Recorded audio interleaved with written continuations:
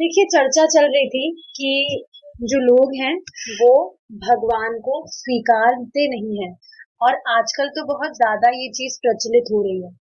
हर कोई कुछ ना कुछ बस गणना करता रहता है भगवान के लिए कि भगवान तो है नहीं, अगर थे तो भगवान तो मर गए हैं अब, या कहीं चले गए हैं।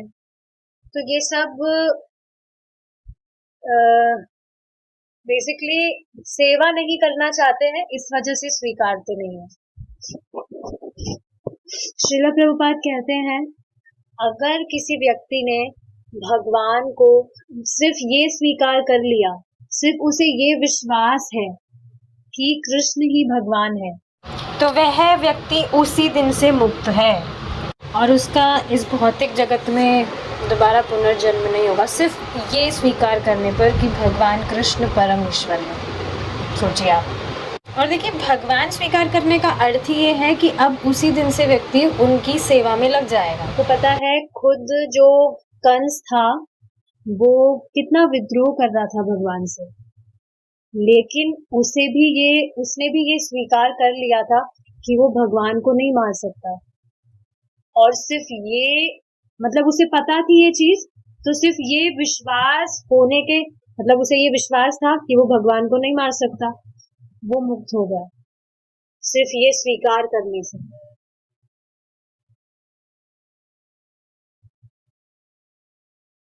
मारा किसको नहीं जाता?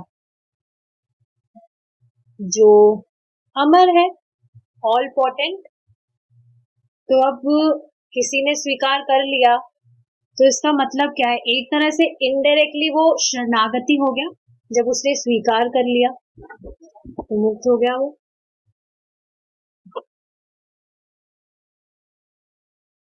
आप देखिए ना, कितनी अमेजिंग बात है कि भगवान के इतने सारे रूप हैं, और हम ये सोचते हैं कि हाँ, जो नरसिंह देव भगवान है वो भी कृष्णा है, राम जी भी कृष्णा है, और भगवान के जितने भी अलग अलग रूप हैं, हमारी सहज श्रद्धा है कि हाँ, भगवान है, कृष्ण है।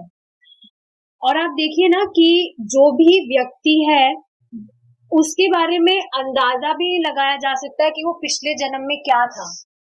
क्या आप किसी भी व्यक्ति के बारे में सोच सकते हैं कि वो पिछले जन्म में क्या था? कि हाँ, ये जो हमारे सामने घूम रहा है ये शायद पिछले जन्म में महात्मा गांधी रहा होगा। ऐसे आइडिया भी नहीं लगा सकते हम। लेकिन हम भगवान के बारे में क्या सोचते हैं कि हाँ, भगवान उस युग में नरसिंह देव भगवान के रूप में अवतरित हुए थे, उस युग में राम जी के रूप में आए थे। ये सब धारणा रहती है। Is it not striking? और आप देखेंगे कि डेली शास्त्र सुनकर, डेली नॉलेज लेकर, हमारी जो भगवान के बारे में जो धारणा है, डेली श्रवण, सिर्फ श्रवण मात्र से भगवान के बारे में, भगवान के प्रति हमारी जो धारणा है वो पूरी चेंज हो गई। तो कहाँ हम पहले सोचते थे कृष्णा के बारे में कि हाँ, कृष्ण ऐसे है। ऑर्डिनरी तो मानते थे, मतलब ऐसे ही तो मानते थे कि हाँ, सबकी तरह कृष्णा भी है, कृष्ण भी है भगवान सबकी तरह, जैसे शिव जी भगवान है, गणेश जी भगवान है, वैसे ही तो मानते थे। लेकिन आप देखिए, बार बार श्रवण करने से भगवान के प्रति हमारी धारणा चेंज हो गई, और सम्मान की भावना बढ़ती जा रही है हर दिन। जैसे जैसे श्रवण कर रहे हैं, जैसे जैसे और जान रहे हैं कि कृष्ण दिव्य पुरुष है, सर्वश्रेष्ठ। मैं खुद लास्ट क्लास में बता रही थी कि पहले पता नहीं किस बात का डर था, हर चीज से घबराहट रहती थी। लेकिन वो चीज अब समझ आती है कि डर इस बात का था कि मतलब कुछ हो ना जाए। लेकिन अब आप देखिए, जब व्यक्ति को ये विश्वास हो गया कि मैं सर्व समर्थ, सर्व शक्तिशाली, सर्वश्रेष्ठ व्यक्ति की शरण में हूँ, तो वो अपने आप ही निर्भय नहीं हो जाएगा कि कुछ चिंता करने की बात ही नहीं है, जो सबसे शक्तिशाली है वो तो हमारे साथ है, फिर चिंता करने की बात क्या है? आधी आधी नहीं, मतलब पूरा मुक्त उसी टाइम पर जो व्यक्ति अपने आप को बहुत लिबरेटेड महसूस करता है, किसी किसी भी चीज के लिए टेंशन लेने की जरूरत नहीं पड़ती। लिटरली अब तो किसी भी चीज के बारे में सोचना ही नहीं पड़ता। बस दिमाग में आता है कृष्णा है ना, कृष्णा सब संभाल लेंगे, क्योंकि हमें तो पता है ही हम तो कुछ कर भी नहीं रहे, हमारे बस की बात भी नहीं है कुछ करना, कृष्णा ही तो करा रहे हैं सब हमसे।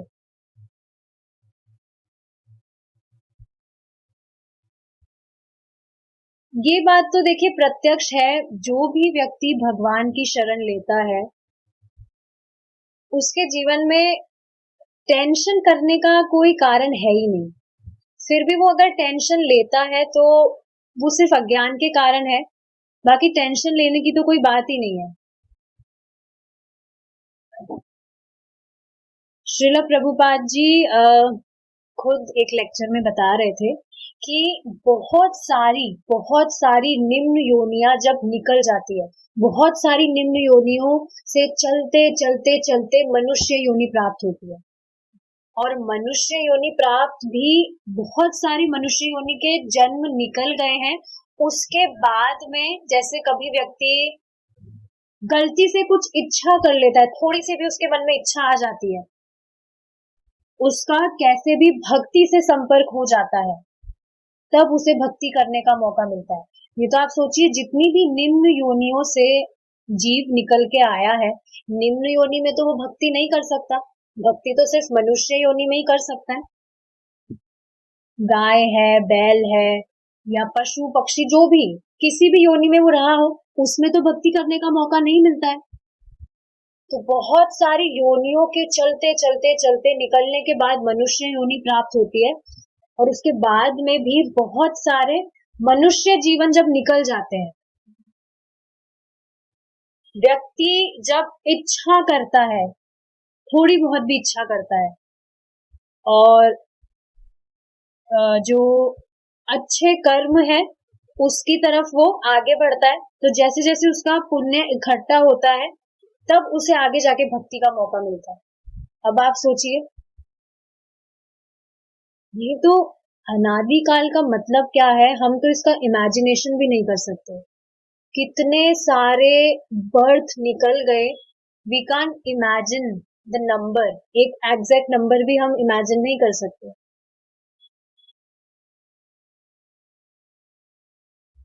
फिर भी मतलब जो डिवोटीज ही हैं, भक्ति कर रहे हैं कृष्णा की, भगवान हम पे पता नहीं कब दया करेंगे। अरे भक्ति का साधन दे दिया है, भक्ति करने को मिल रही है, क्या ये कृपा नहीं है भगवान की? एक तो मनुष्य जीवन मिला, उसके बाद भी भक्तों का संग मिल गया, कितनी बड़ी ब्लेसिंग है ये। विचार किया जाए तो बहुत बड़ी ब्लेसिंग है ये,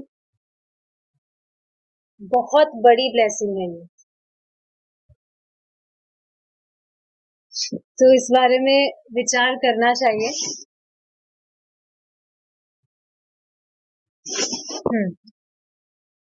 ये तो आप सोचिए ना, आज के टाइम पर कोई भी जो व्यक्ति है वो कहाँ मुक्ति के बारे में कुछ विचार कर रहा है?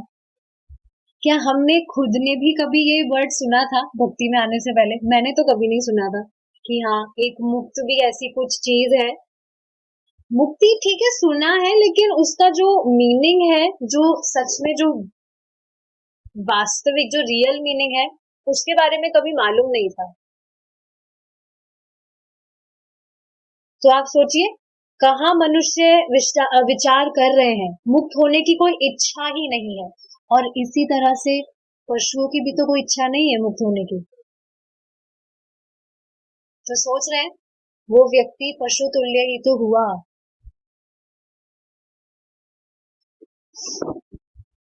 पशुओं की भी कहाँ इच्छा है कि हम मुक्त हो जाएं, उनको भी तो कुछ पता नहीं है, कुछ भी इच्छा नहीं है, 1% इच्छा भी नहीं है। बहुत रेयर है वो व्यक्ति, बहुत रेयर है मनुष्यों में भी वो जीव जो सच में मुक्ति प्राप्त करना चाहता है, सच में भगवान की भक्ति करना चाहता है, बहुत रेयर है।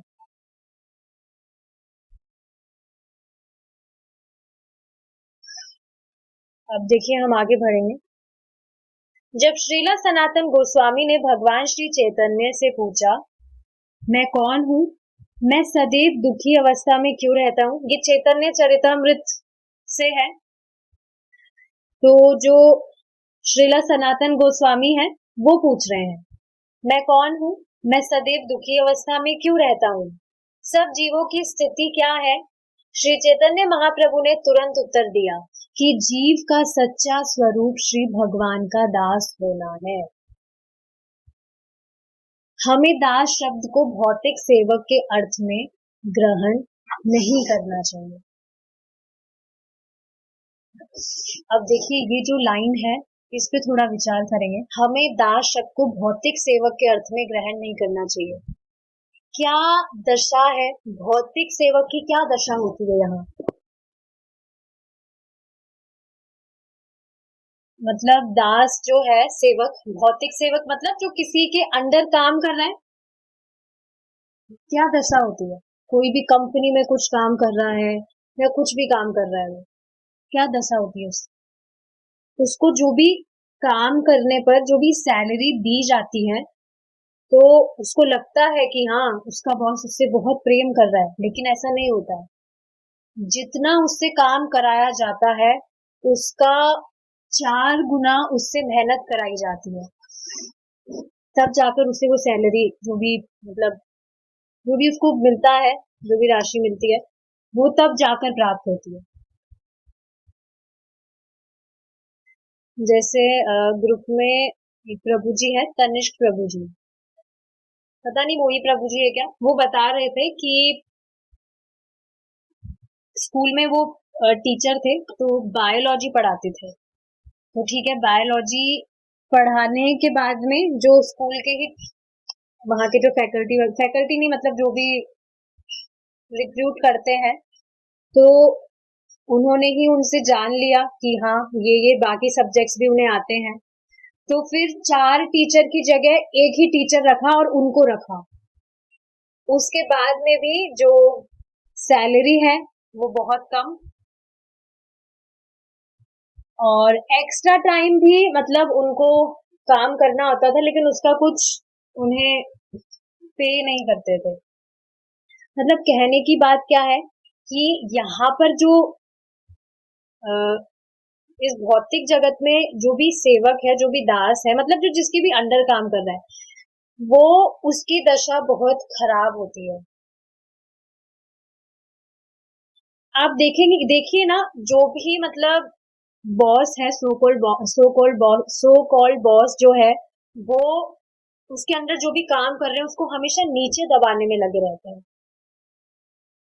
कभी प्रेम शब्द तो सुना ही नहीं होगा। यहाँ है कोई जो जॉब कर रहा है, रेखा माता जी, आपके जो बॉस है आपसे कितना प्यार करते हैं।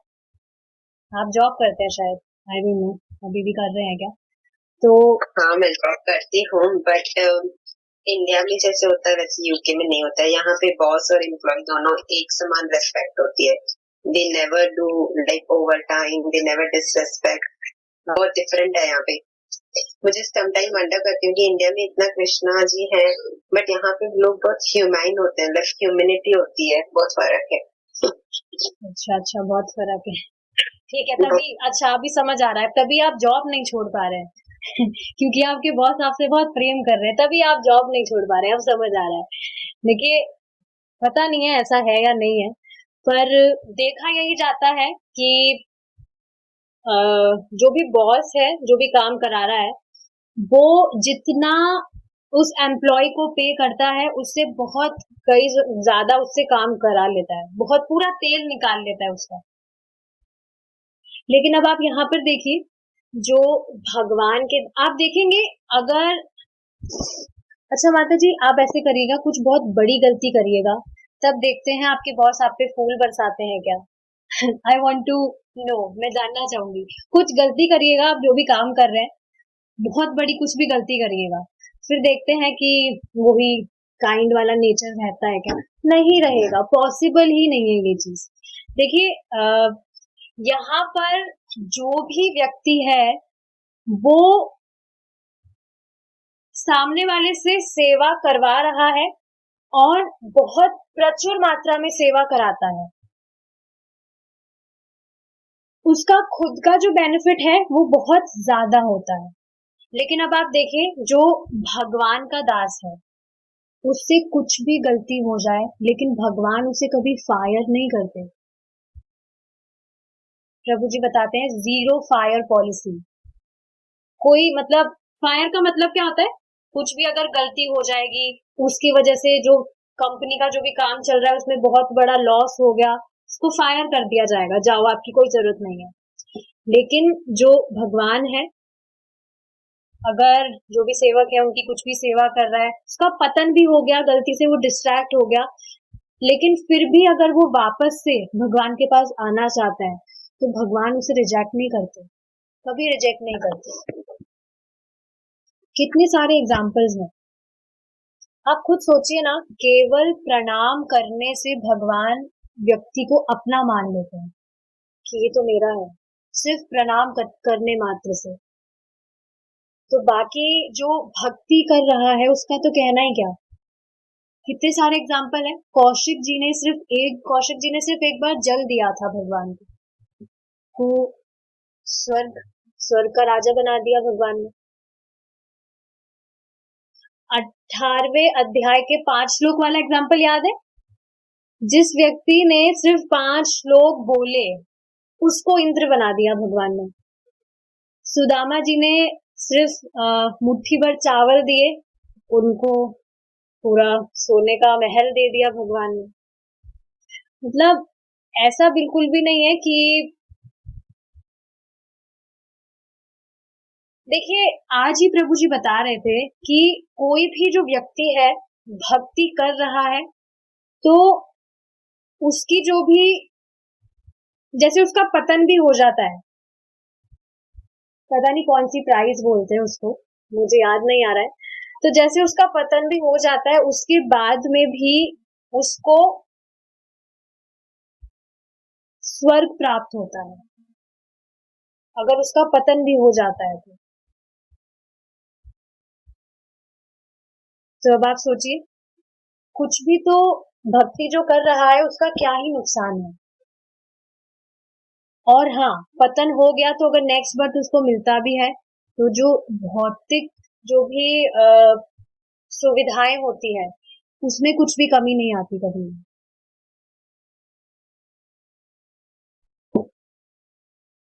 तो ये बात समझनी चाहिए कि भगवान कृष्ण का जो सेवक बन रहा है, बनना बहुत बड़ी बात है।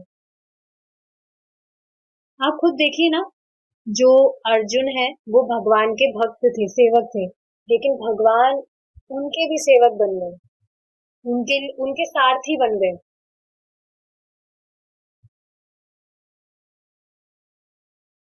कहाँ, पता नहीं कहाँ रह रहे रेखा माता जी आप। क्या आपके बॉस भी ऐसा करेंगे, सेवक एम्प्लॉय बन जाते हैं क्या? I don't know, I don't know. तो देखिए, ये बात समझने वाली है कि जो भी भगवान का भजन कर रहा है, उसके जीवन में कुछ भी जो परेशानी है वो दूर हो जाती है। पहली बात तो परेशानी का कारण क्या है वो ही दूर हो जाता है। भगवान खुद बुद्धि देने लगते हैं। जैसे आज ही एक क्वेश्चन आया था कि हाँ, भक्ति तो कर रहे हैं लेकिन भौतिकतावादी जीवन बहुत मुश्किल लग रहा है।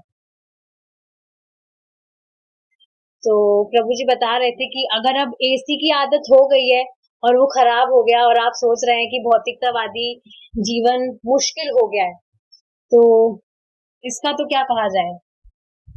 ऐसा नहीं होता है। देखिए, भगवान खुद बुद्धि देने लगते हैं कि जिन चीजों की वजह से हम परेशान हो रहे हैं, जिन चीजों को हम हमारी परेशानी का कारण समझ रहे हैं, वो वास्तव में कारण है ही नहीं परेशान होने का।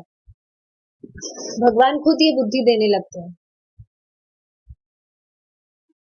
जैसे प्रभु जी बता रहे थे, परम पूज्य राधानाथ स्वामी महाराज बता रहे थे कि बचपन में भागवतम पढ़ते थे महाराज, तो उनकी जो मम्मी थी वो परेशान हो जाती थी कि अरे ये पढ़ाई करता नहीं है, पता नहीं आगे कैसे जॉब लगेगी, आगे कैसे क्या होगा। लेकिन महाराज कह रहे थे पूरा जीवन तो आराम से प्रचार करके निकल गया, कुछ भी तो परेशानी नहीं आई। सोचना चाहिए, जो भगवान की भक्ति कर रहा है उसके जीवन में कुछ बुरा हो ही नहीं सकता। कुछ भी चीज छूट जाए, चाहे सिर्फ जॉब छूट जाए, पर भक्ति नहीं छूटनी चाहिए। ये बात हमेशा ध्यान रखिए। कुछ भी छूट जाए,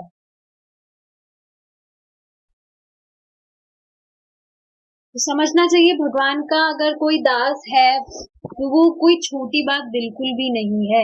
लेकिन जो खुद डिवोटीज हैं वो खुद ही अपना जो भाग्य है उसको समझ नहीं पाते, कितना सुंदर भाग्य है उनका कि उनको ये अपॉर्चुनिटी मिल रही है भक्ति करने की।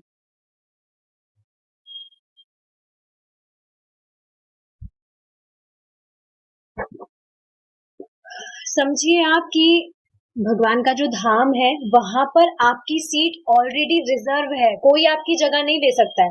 जैसे जैसे यहाँ पर जो भी जॉब्स होती है वहां पे सीट्स रिजर्व, जो सीट है वो कोई और ले सकता है, जो यहाँ पे जो जॉब्स होती है, लेकिन भगवान के धाम में ऐसा नहीं है। भगवान का दास बनना एक बहुत बड़ा पद है। लोग सदा किसी सरकारी पद या किसी प्रसिद्ध व्यापारिक प्रतिष्ठान में किसी स्थिति को प्राप्त करने का प्रयत्न सदा करते रहते हैं, क्योंकि इन स्थितियों में की गई सेवा द्वारा बड़े बड़े लाभ होते हैं।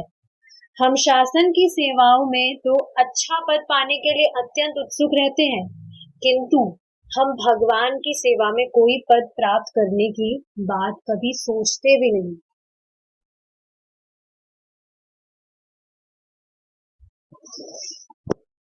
अच्छा, आप एक बताइए बात कि जो भी जॉब करना चाहता है वो क्यों इतनी मेहनत करता है कि उसे जॉब मिले?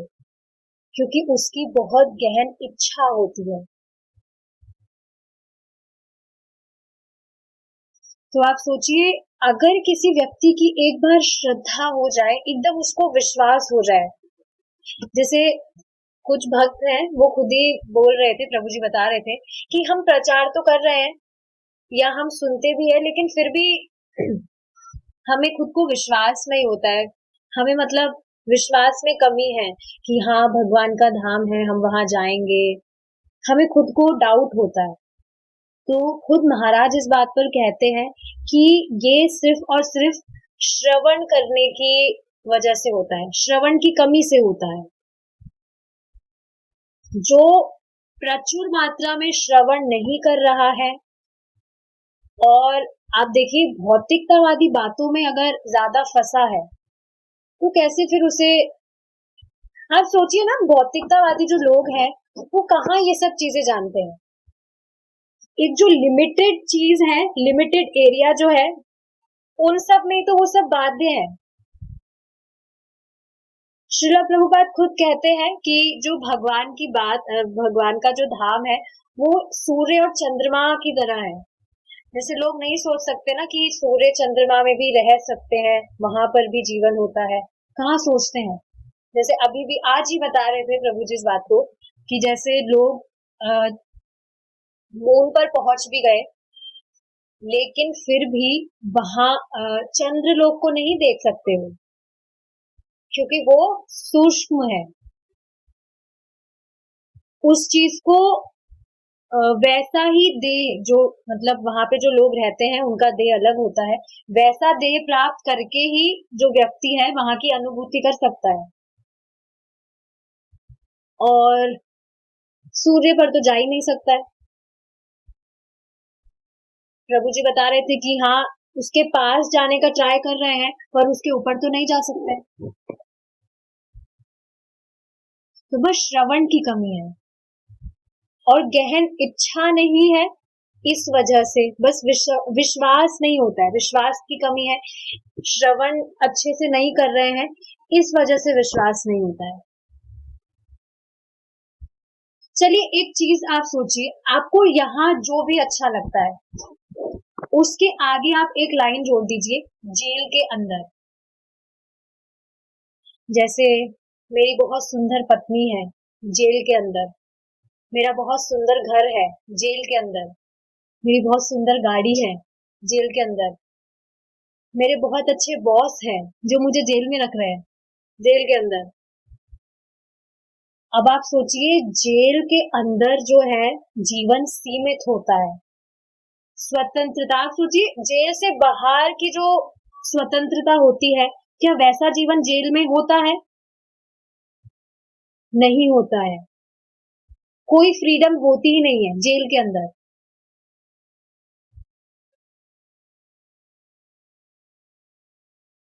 तो ये जेल ही तो है जहाँ लिमिटेशंस में बांधा जा रहा है।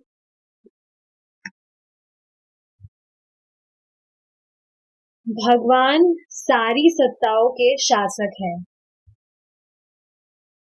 अच्छा चलिए ये बताइए, जो सेवा है उसका उद्देश्य क्या है? क्या उद्देश्य है सेवा का? सेव्य को खुश रखना, सुखी रखना, जो सेवा ले रहे हैं। अभी जैसे किसी कोई एम्प्लॉय है, किसी बॉस के यहाँ जॉब कर रहा है, क्यों कर रहा है? ताकि बॉस सुखी हो। ऑफ कोर्स बॉस को सुखी करेगा तभी सैलरी मिलेगी उसे। तो सेवक जो सेवा का जो उद्देश्य है वो सेव्य को सुखी करना है। तो ये बात हमेशा ध्यान रखिए, एक लाइन मैं कहूंगी, that we are not praying for service, we are praying for service attitude. क्योंकि जब सेवा करने की इच्छा होगी तो सेवा तो अपने आप ही हो जाएगी। किसी भी चीज की हमारी इच्छा होती है तो वो चीज अपने आप हो जाती है ना, हम खुद उसको करने के लिए लग जाते हैं, इम्प्लीमेंट करने लगते हैं। जैसे आज हमारा कुछ खाने का मन है तो इच्छा है खाने की तो हम उसको बनाएंगे भी। तो ये चीज समझनी चाहिए कि हमें प्रार्थना सेवा की नहीं, सेवा की इच्छा की करनी है। कि इच्छा हो हम सेवा करें, वैष्णव सेवा करें, भगवान की सेवा करें, बस लगे रहे। इच्छा जब आने लगेगी अपने आप सब होने लगेगा। श्री भगवान की सेवा ही धर्म है। देखिए अब प्रभुपाद जी ने यहाँ एक लाइन में कह दिया कि धर्म है क्या। श्री भगवान की सेवा ही धर्म है। लेकिन जो बद्ध जीव है वो स्वामी बनने की चेष्टा कर रहा है, स्वामी बनने का प्रयास कर रहा है।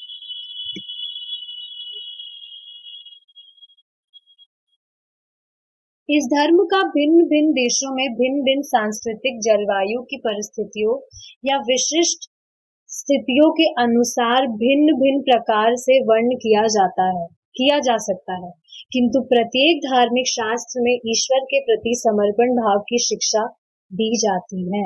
समझ पा रहे हैं आप? यहाँ जितनी भी कुछ भी स्टडीज है A to Z, कुछ भी स्टडीज हो तो ठीक है, उनका उस चीज के बारे में डिस्कशन होता है। लेकिन जो धार्मिक शास्त्र है, हमारे जो स्क्रिप्चर्स हैं, उसमें क्या शिक्षा दी जाती है कि हम ईश्वर के प्रति कैसे समर्पण कर सकते हैं।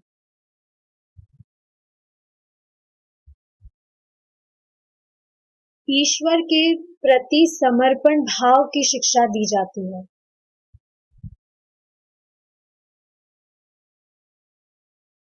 तो देखिए ये बात समझनी चाहिए कि हमें सेवक बनने का प्रयास करना है।